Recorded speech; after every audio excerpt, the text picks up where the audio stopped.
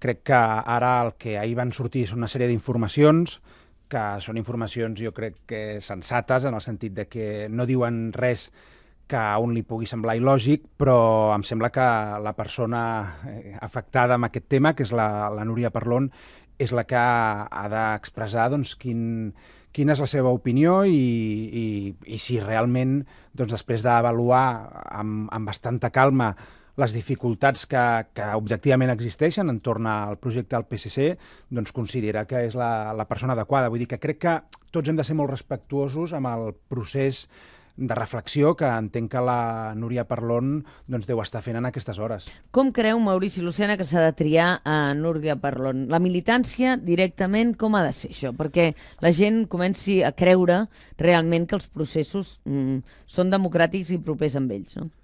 Aquí jo crec que hi ha dues dimensions, no? La primera dimensió, i aquí jo vull aclarir que estic expressant-me personalment, a títol personal, perquè les decisions les prendrà col·lectivament el Consell Nacional del proper diumenge i, per tant, ara el que cada un de nosaltres hem d'explicar què és el que ens sembla millor, però acceptant que poden haver alternatives que al final obtinguin un suport majoritari. La primera dimensió, com deia abans, és si s'ha d'anar a un congrés de caràcter extraordinari, per entendre'ns, abans de l'estiu, per posar una data. Jo soc, des del principi ho he expressat, en els cercles on això corresponia expressar-ho, que aquesta és l'alternativa millor, que hauríem d'anar a un congrés de caràcter extraordinari, perquè em sembla que l'opció d'una gestora en els moments delicats de la política catalana doncs no és la millor per un partit de la rellevància del Partit dels Socialistes de Catalunya. La segona dimensió, efectivament, és la que vostè em preguntava, i jo aquí també, personalment, crec que claríssimament el procés d'elecció del nou primer secretari o de la nova primera secretària ha de ser en un procés el més plural, el més participatiu, el més democràtic possible. I això, traduït en paraules entenedores, en la meva opinió, vol dir que hauria de votar el conjunt de la militància.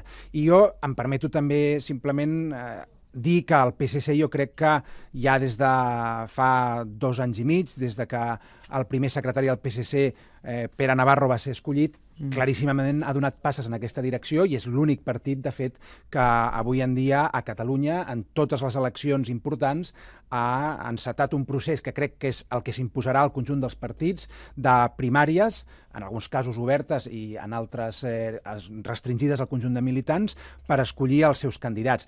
Si això és així, crec que en el cas del màxim líder del partit, el més lògic, el més natural, seria que la militància en el seu conjunt el pogués escollir. Maurici Lucena s'ha plantejat ser el primer secretari del PSC?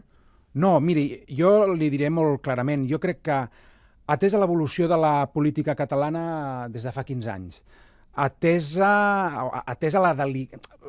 el delicat moment que travessarà aquest país en els propers mesos i probablement anys, crec que el líder o la lideressa del PSC ha de ser una persona que tingui uns atributs molt específics.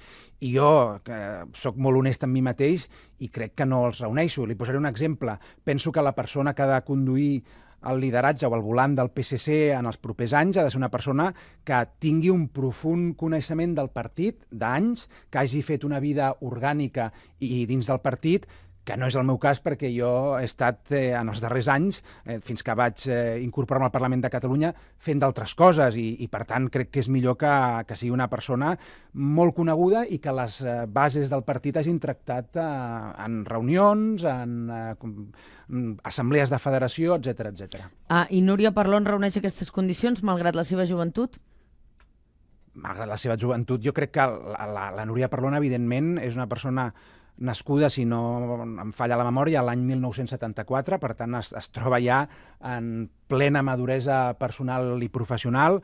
Crec que és objectiu dir que està sent una excel·lent alcaldessa de Santa Coloma i crec que el conjunt de la militància, i entre ells el que esperem en les properes setmanes, si ella decideix optar a la primera secretària del PSC, el que esperem tots, jo diria amb moltes ganes, és escoltar quin és el seu capteniment, quines són les seves propostes sobre els principals temes que són avui objecte de debat polític a Catalunya. I això crec que ho haurà d'anar aclarint la Núria Parlon si decideix donar el pas, però no només ella, sinó els eventuals candidats que decideixin presentar-se en aquest congrés extraordinari que molt probablement es celebrarà a finals del mes de juliol. El panorama d'ahir era desolador. Cada persona preguntada deia no, jo em quedo a casa, no, jo em quedo a casa, no, jo em quedo a casa. La sensació de dir, jo aquest marrón no el vull, sap? Vull dir, aquest marrón no el vull. Aquesta sensació a la ciutadania no és ben bé d'un partit que diu, escolta, ens en sortirem, Va, tots, som-hi tots. No, no era aquesta la imatge, Bé, senyora Terribas, jo crec que com tota la vida es pot veure d'una manera o d'una altra.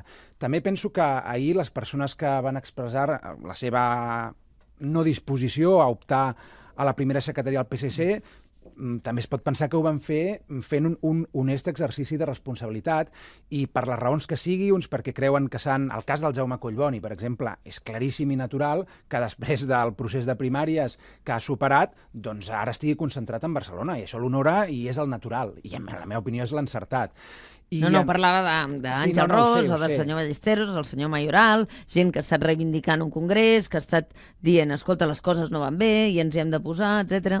No, és veritat, jo entenc el que vostè diu, però també penso que hem de reconèixer que si l'exercici honest que ha conduït aquestes persones a pensar que és millor que no es presentin en aquest congrés extraordinari, doncs realment ho han fet pensant-s'ho molt bé, doncs benvingut sigui, perquè això vol dir que les persones que s'acabin presentant ho tindran molt clar. Però amb això, per dir-ho de manera molt, molt clara, a ningú se li escapa que els moments que viu el Partit dels Socialistes de Catalunya són complicadíssims, probablement els més complicats des de la seva creació, des de fa 39 anys.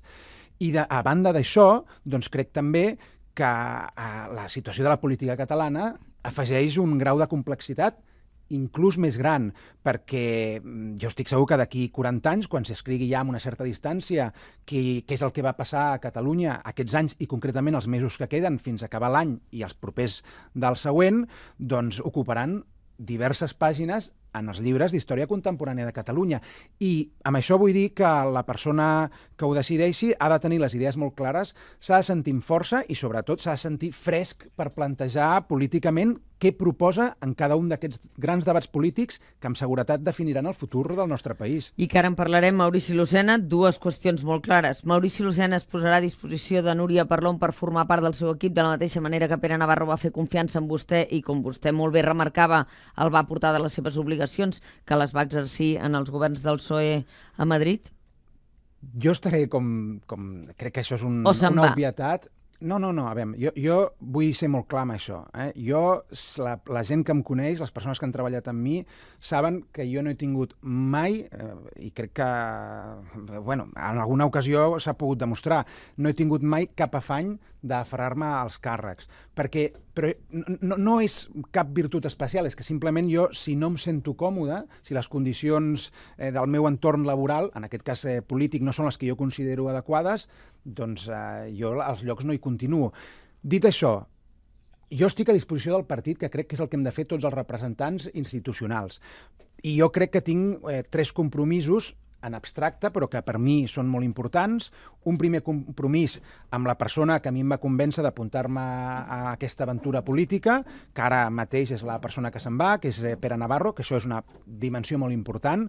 El segon compromís meu és amb els electors que van triar les eleccions del novembre del 2012 al Partit dels Socialistes de Catalunya i que jo els represento al Parlament, entre els altres 19 companys de bancada.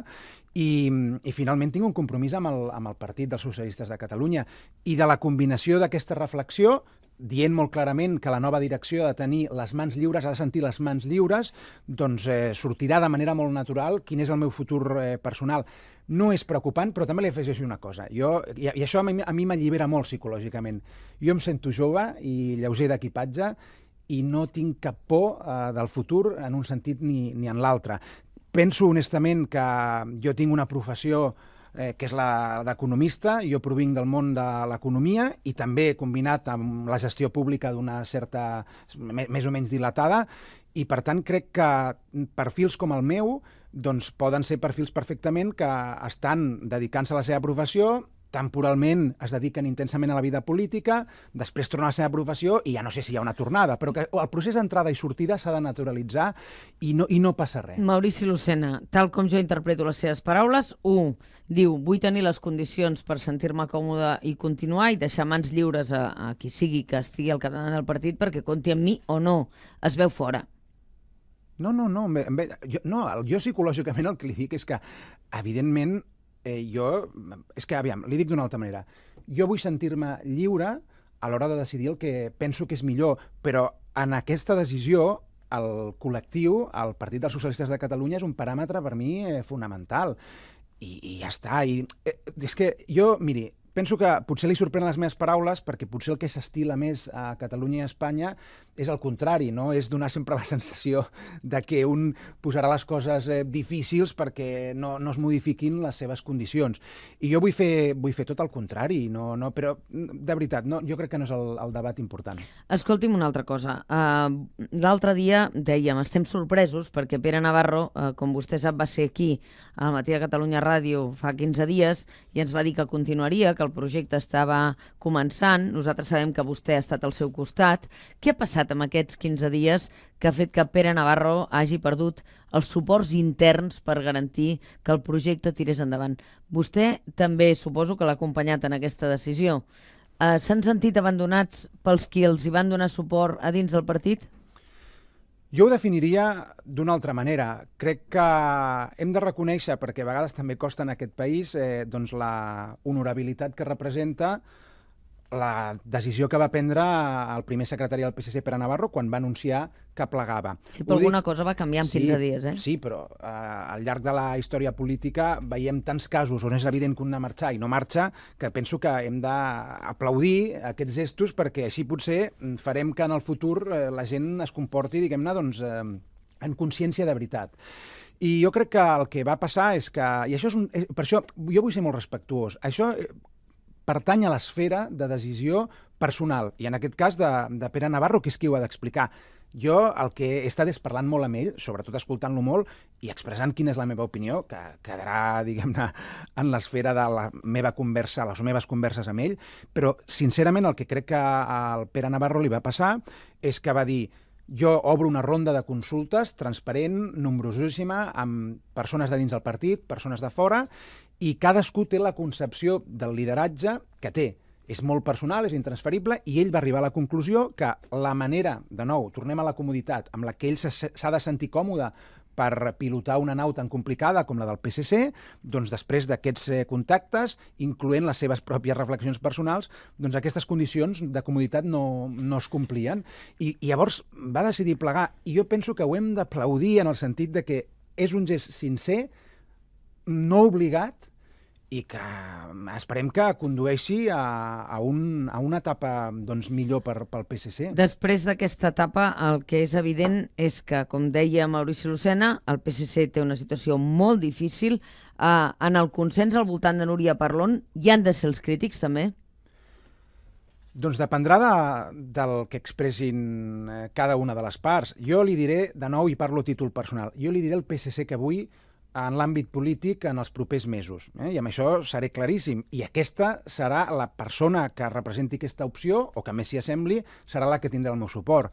Jo penso que, deixant de banda temes econòmics i socials, on el que hem de seguir reclamant és una major sensibilitat que no defugi el necessari rigor en la gestió de les finances públiques, però crec que hi ha marge per haver estalviat retallades molt doloroses en els serveis socials. Deixant de banda el discurs i les nostres propostes econòmiques, crec que el debat dels propers mesos, a Catalunya és el que és, no hem de ser cecs a l'evidència, i per tant, a mi el que m'agradaria és que el PSC defensés sense cap complexa dues coses, essencialment, vull dir, resumint-ho molt.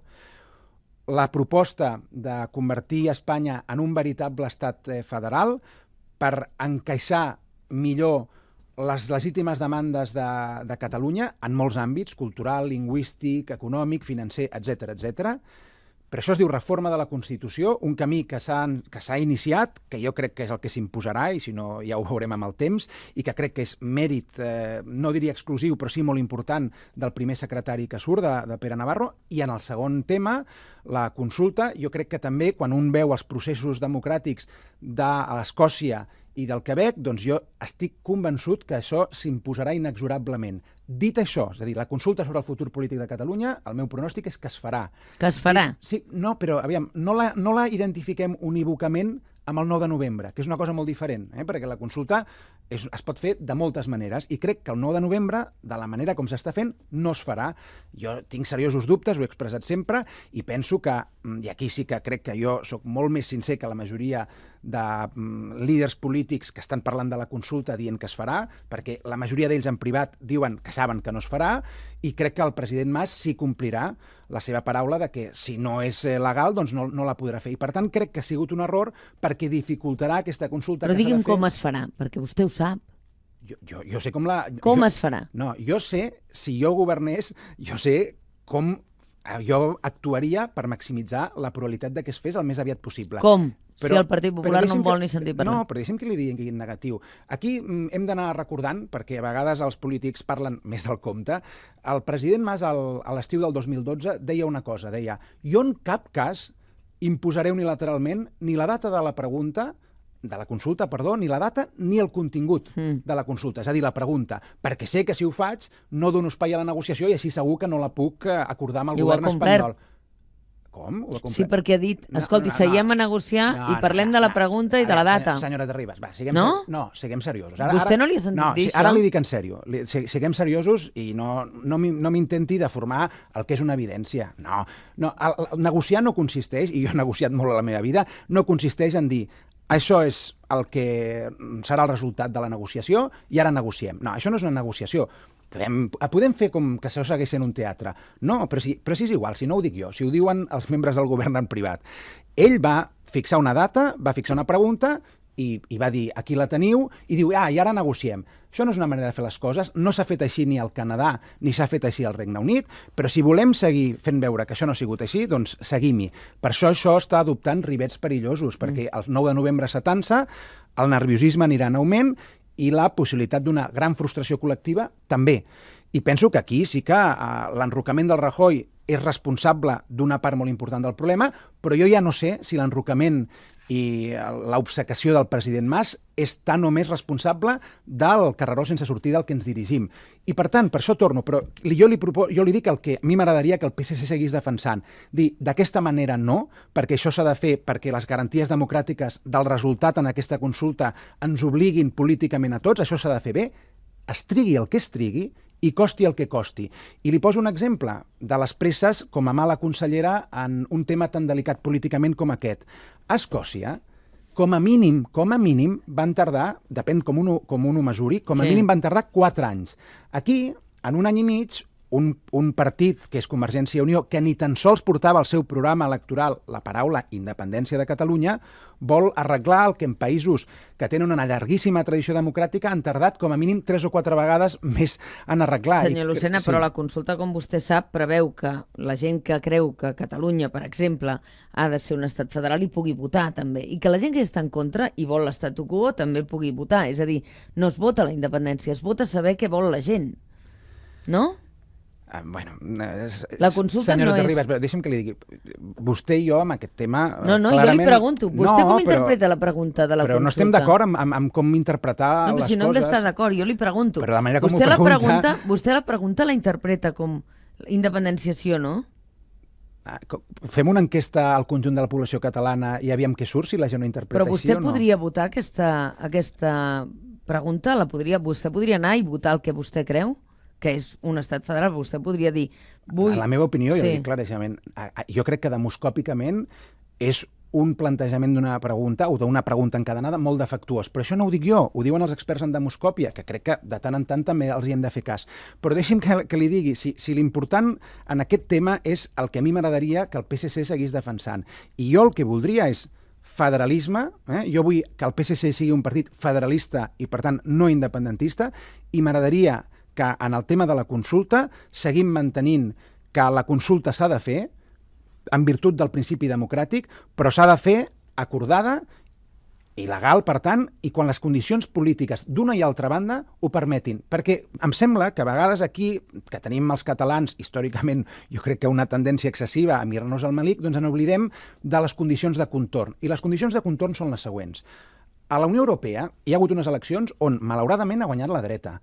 Ara a Espanya hi ha una majoria democràtica i legítima, que a mi no m'agrada gens, però això és el joc democràtic, que és la del Partit Popular al Congrés espanyol. Podem fer veure, com que el món no és com és, però jo penso que, sobretot els líders polítics, el que han de ser és molt responsables en la gestió de la realitat. Sí, però com vostè sap, sempre hi ha pactes polítics. L'acabem de veure amb la proclamació del rei Felip VI i l'estem vivint al Parlament Europeu, on Martin Schulz donarà suport a Juncker si arriba el moment perquè presideixi el Parlament, la Comissió Europea, qui ha guanyat aquestes eleccions. És a dir, els partits polítics, i Alfredo Pérez Rubalcaba, en una entrevista llarga que vam poder tenir amb ell, estava disposat a ajudar a que s'arribés a aquest pacte i a seure's a parlar amb Mariano Rajoy. Si totes dues formacions polítiques volguessin plantejar una solució pel conflicte de Catalunya, bé s'hi posarien, no? Sí, sens dubte, però això vol dir que amb dues parts, i en aquest cas el president Rajoy i el president Mas, haurien d'abandonar les posicions maximalistes en les que s'han instal·lat.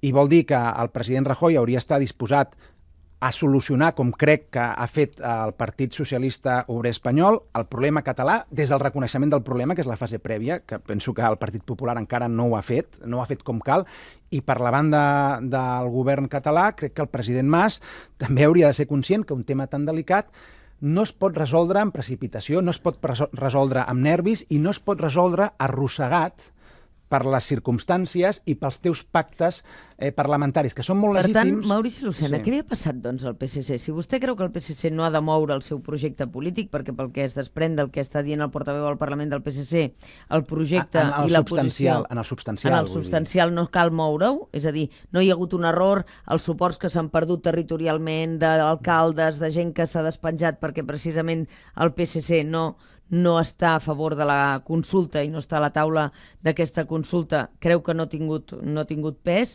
en el fracàs d'aquesta etapa. Aquí què ha passat? Vostè com interpreta el que ha passat?